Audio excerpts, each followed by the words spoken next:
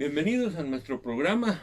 Este es el segundo programa sobre los 10 mandamientos y vamos a tratar hoy ya el principio de los mandamientos, aunque voy a tocar el primero, pero voy a hacer mención de la introducción que el mismo texto tiene. Así que permítanme leer los primeros 3 versículos del capítulo 20 de Éxodo. Y dice así: Dios habló y dio a conocer todos estos mandamientos. Yo soy el Señor tu Dios. Yo te saqué de Egipto, del país donde eras esclavo. No tengas otros dioses delante de mí. Voy a detenerme aquí, porque cuando se empieza a estudiar los 10 mandamientos, entonces debemos recordar lo que estudiamos en el primer estudio, de que toda la palabra de Dios debe nacer de dentro, y aunque sea un no, una prohibición, no es algo que nosotros debemos ponernos a discutir. Dios, es que mira, tengo mucha intención de tener otros dioses o algo por el estilo, sino que Dios pone tanto amor en nuestro corazón que ya no nos importa nadie más que Dios. Pero hay algo interesante aquí. Cuando empieza, dice, Dios dio a conocer estos mandamientos. Punto número 1. Los mandamientos los dio Dios, no son obra de hombre. Dios está afirmando que Él nos está dando estas palabras. Punto número 2. Yo soy el Señor tu Dios, que te saqué de Egipto, en donde tú eras esclavo. Creo que este versículo 2 tiene una afirmación concreta. Yo soy el Señor tu Dios. Yo te saqué de Egipto, del país en donde tú eras esclavo. Déjenme hablar un poquito sobre esto porque creo que es muy importante. Es decir, los mandamientos no empiezan antes de salir de Egipto. Dios no dio mandamientos en Egipto. Dios dio mandamientos cuando salieron. Y lo veo exactamente igual que nosotros. Dios no nos habla directamente al corazón hasta que nosotros no salimos del pecado en que vivimos y recibimos a Jesucristo en nuestro corazón. Hay un principio fundamental aquí, y es que primero hay que dejar el pecado y dejar una manera de vivir, y entonces Dios ya empieza a trabajar en nosotros. Mientras tanto, todo lo que Dios está haciendo es llamándonos y llamándonos y llamándonos. Pero hasta que le respondamos, entonces hasta ese momento nosotros vamos a tener la posibilidad de empezar a ser edificados por Dios.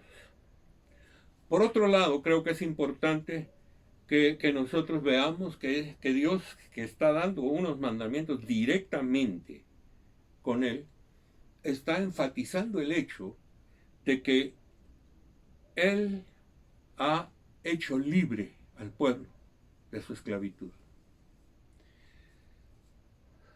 No nos liberamos nosotros a nosotros mismos. Dios nos hace libres. ¿Y por qué? Porque Él es el que se encarga de sanar nuestra mente, nuestro corazón, nuestra vida entera. Y entonces, cuando nosotros sanamos esas partes que eran la causa de nuestro dolor, entonces la palabra puede penetrar directamente hasta el corazón y hacer un cambio profundo en nosotros. Mientras esa palabra no profundice en nosotros, no habrán cambios en nuestra vida. Y creo que solo después de la libertad en Cristo Jesús puede venir una edificación a nuestra vida. De lo contrario, nosotros no estamos disponibles para Dios. Yo creo que la esclavitud del pecado es una atadura terrible en los seres humanos, que les impide desarrollar todas sus capacidades y todos sus dones. Yo creo que cuando nosotros miramos esta situación, tenemos que aprender que la obra de Dios en el libro del Éxodo es una figura profética, si queremos llamarle así, de lo que va a pasar en nuestra vida. Dios nos libra de una esclavitud. Éramos esclavos y Dios nos sacó de la esclavitud. Pero ahora nos enseña su palabra para que nuestra vida sea totalmente cambiada. Permítanme describir todavía algunas cosas. Cuando Dios le da los mandamientos a Moisés, apenas hacían algunos meses que el pueblo había salido de Egipto. No sé la cantidad exacta de personas, pero calculamos que unos 2 millones de personas salieron de Egipto. Ahora, ¿qué clase de personas salieron? Permítanme hacer una breve descripción de esto porque esto nos va a ayudar un montón para entender los 10 mandamientos. ¿Qué clase de personas salieron de Egipto? Solo hay una clase de personas que salieron de Egipto, esclavos. No solo esclavos, nunca habían tenido la oportunidad de no ser esclavos. Por 400 años el pueblo de Israel fue esclavo en Egipto. Y eso quiere decir que durante todo ese periodo de tiempo,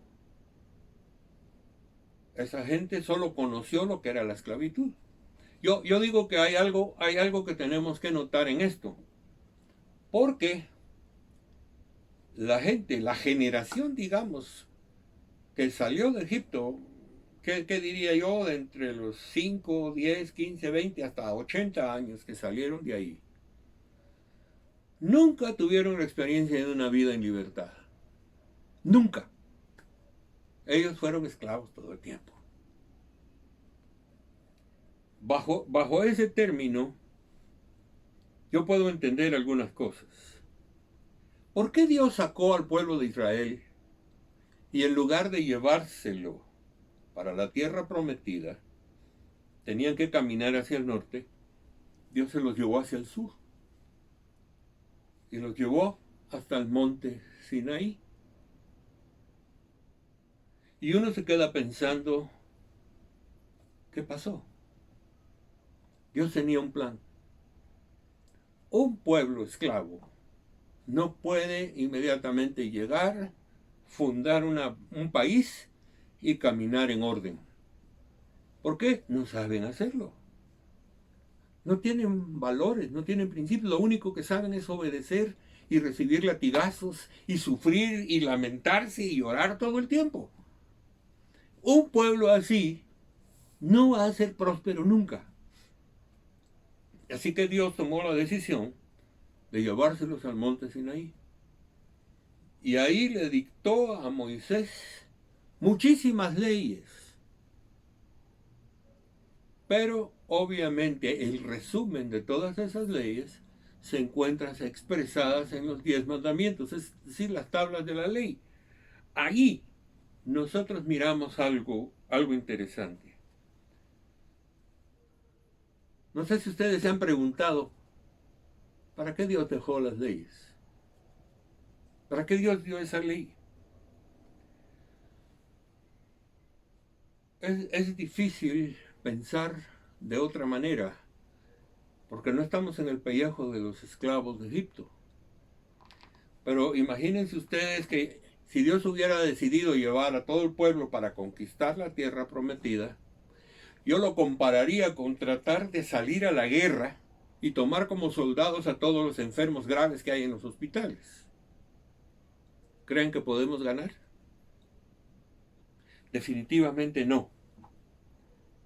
No se puede fundar una nación si no hay fundamentos sociales, si no hay fundamentos de buenas relaciones entre personas, si no hay bases sólidas sobre las cuales fundamentar nuestra vida. Entonces hay un problema que tiene que ser resuelto y Dios lo resuelve de esa manera. Los llevó al monte Sinaí y les enseñó una palabra para que aprendan a vivir, para darles visión, para enseñarles autoestima, para darles la capacidad para que pudieran llegar a ser una gran nación.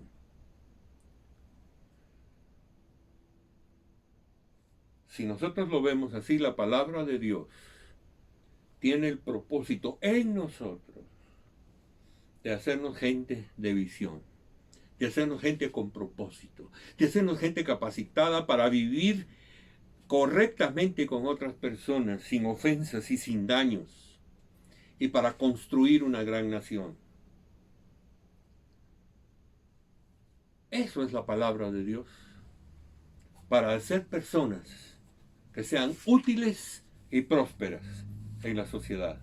Bajo ese patrón nosotros descubrimos que lo importante en la vida es que nosotros aprendamos la palabra de Dios, porque van a formar en nosotros los hábitos y las capacidades para ser personas que puedan valerse por sí mismas, que tengan autogobierno y al mismo tiempo gobierno hacia los demás, y que nosotros podamos servirnos los unos a los otros y amarnos como Dios nos ha amado. Por eso es que nosotros podemos ver en los mandamientos que Dios está tocando cosas claves en la vida del ser humano. El primer mandamiento es: no tengas otros dioses además de mí. O como dice la otra versión, no tendrás dioses ajenos delante de mí. La primera cosa que yo quiero decir es que el politeísmo estaba metido en el corazón de la gente.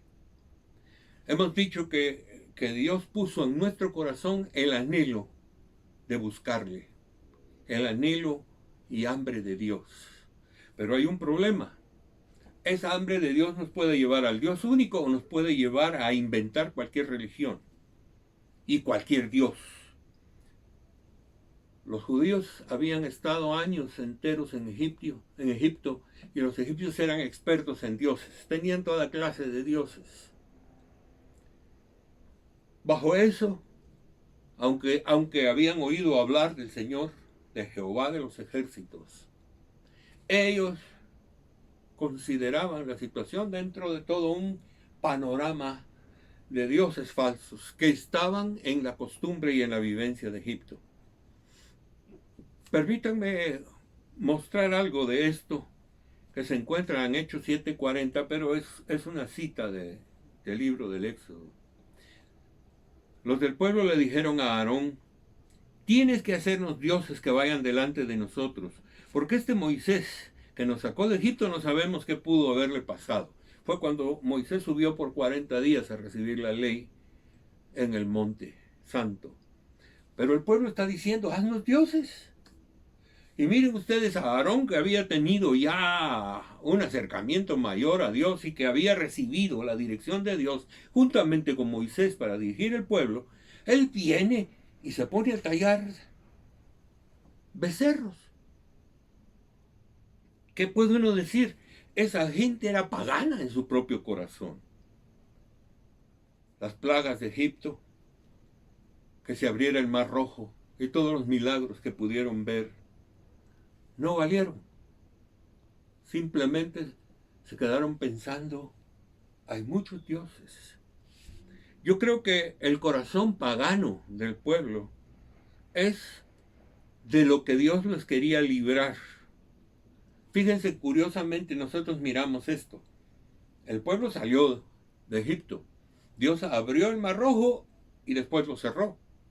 Ya no podían regresar. La esclavitud de Egipto estaba cerrada.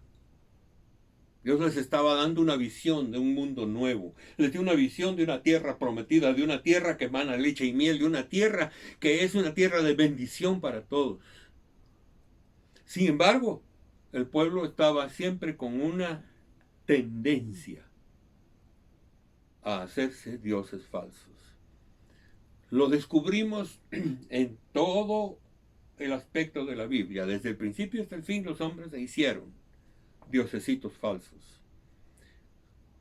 Lo que había pasado es que salieron de Egipto y quedaron libres físicamente, pero seguían siendo esclavos en su corazón. Ese es el problema que Dios tuvo que confrontar en el monte Sión. Y por eso, en el monte Sinaí. Por eso es que nosotros debemos darle un valor supremo a lo que estamos haciendo con respecto a los 10 mandamientos. Su corazón estaba esclavo, aunque su cuerpo ya no. Su manera de pensar siguió siendo esclava, aunque ya no estaban en la esclavitud egipcia. Yo creo que es importante que miremos esto porque la esclavitud tiene que ver con aspectos idolátricos y con aspectos de falsos dioses. Esos hacen que la gente se pierda y no encuentre la verdad. Pero si lo traigo al presente, lo mismo pasa en el pueblo de hoy. Nosotros como guatemaltecos somos una mezcla de indígena maya con español, la mayoría. O tal vez no la mayoría, porque dicen por ahí que en Guatemala el 53% de las personas son indígenas y el resto son los que no lo quieren admitir, dicen algunos. Pero déjenme explicar esto. De alguna manera, nuestra costumbre está con la idolatría maya. Y cuando los españoles vinieron, hicieron unos cambios significativos, quitando los ídolos mayas y poniendo santos del santoral católico. La adoración no cambió, solo cambió el ídolo. Y entonces nosotros debemos darnos cuenta de que nosotros venimos de una cultura idólatra, una cultura llena de dioses, una cultura donde se adora cualquier cosa. Incluso cuando el hombre está lejos de Dios, puede idolatrar el sexo, puede idolatrar el pecado, puede idolatrar falsos dioses, puede idolatrar los vicios, puede idolatrar a sus hijos. Hay cuántas personas que dicen yo adoro a mis hijos. Y déjenme decirles, si adora a sus hijos, entonces son otros dioses. A los hijos se les ama, no se les adora. Y yo creo que es importante entender esto, ¿saben? Porque tenemos que darnos cuenta de que nuestra naturaleza en sí está tendiente a la idolatría. Y muchísima gente se mete en eso sin darse cuenta. Y se lo presentan tan bonito y tan especial que la gente ahí va atrás de ese tipo de cosas. Y entonces ahí hay un problema muy serio. Es decir, cuando Dios nos llama a la libertad, aparte de sacarnos del mundo del pecado, Dios quiere sacar de nuestro corazón los dioses falsos que nosotros tengamos en nuestra vida, con el propósito de conocer al Dios verdadero que realmente quiere desarrollar nuestra vida y hacernos prosperar en todos los caminos. Si miramos eso, tenemos que plantearnos una pregunta. ¿Por qué razón Dios no quiere que tengamos dioses falsos? Y yo creo que la razón es más que valedera. Vamos a darles una respuesta directa de Pablo, pero déjenme afirmar que la respuesta primaria, por lo cual Dios no quiere que tengamos otros dioses, es para librarnos de influencias malignas. Dice el apóstol Pablo en 1 Corintios 10, 21 y 22, habla de los paganos, cuando ellos ofrecen sacrificios a sus dioses, lo hacen para los demonios, no para su Dios. Y no quiero que ustedes entren en comunión con los demonios. No pueden beber de la copa del Señor y también de la copa de los demonios. No pueden participar de la mesa del Señor y también de la mesa de los demonios. Si ustedes se dan cuenta, lo que sucede es que mucha gente dice los demonios no existe el mundo espiritual. Pero el mundo espiritual es tan real o más real porque es eterno, es mucho más real que el nuestro. Debe estar muy claro en nosotros que todos los ídolos y todo nivel de dioses falsos lleva a las personas a tratos con demonios. Eso es fundamental. Entonces, los demonios afectan nuestra vida y muchas veces vienen por el tipo de vida que nosotros llevamos. Déjenme decirles algo más. Si nosotros nos libramos de los dioses falsos, tenemos el camino libre para caminar con el Dios verdadero. Si dejamos a los dioses falsos, nosotros podemos enfocar nuestra vida en el Dios verdadero. Si abandonamos los dioses falsos, entonces nosotros podemos desarrollar un amor profundo por el Señor. Si nosotros dejamos los dioses falsos, entonces nosotros podemos comprender más al Dios vivo y su palabra para que seamos verdaderamente libres, porque su palabra nos hace libres.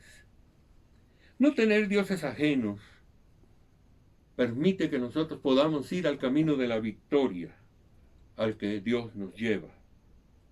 Déjenme decirles, cuando nosotros tenemos a Dios más otros por ahí, como querramos llamarles, imágenes o lo que sea, déjenme presentarles un ejemplo rápido. Jacob, por las circunstancias que le tocó vivir, se casó con dos mujeres. Se casó con Raquel y con Lea.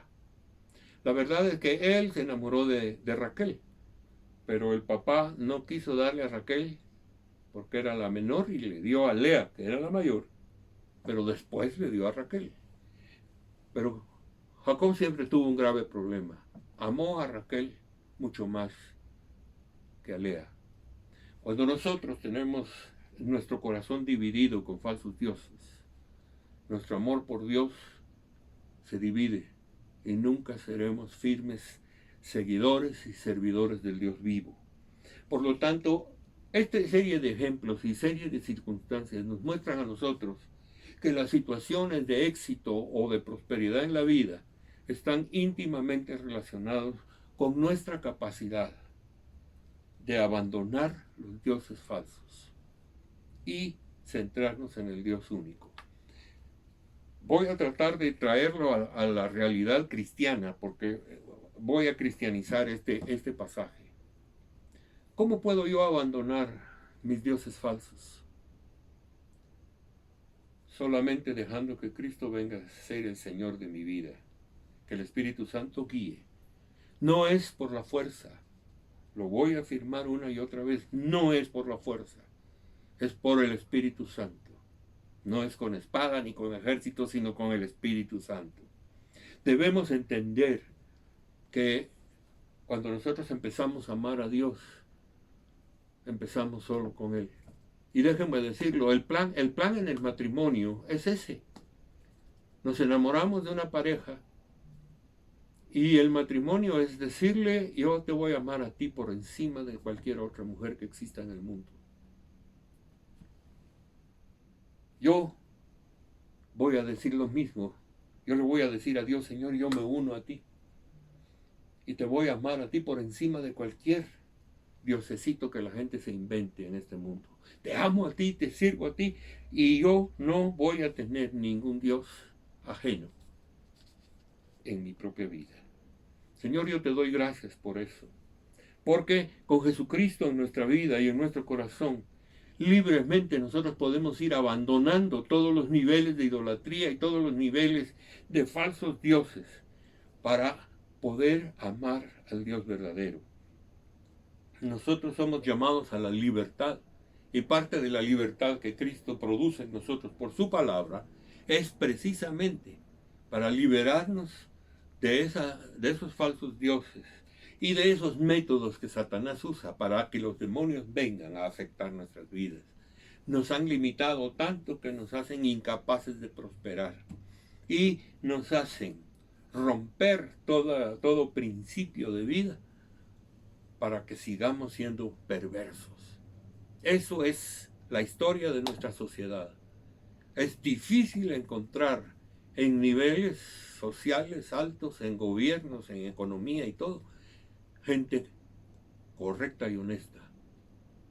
Que la hay, pero debemos entender que solo Jesucristo nos libra a nosotros de ese tipo de dioses falsos. Gracias, Padre Santo, por esto.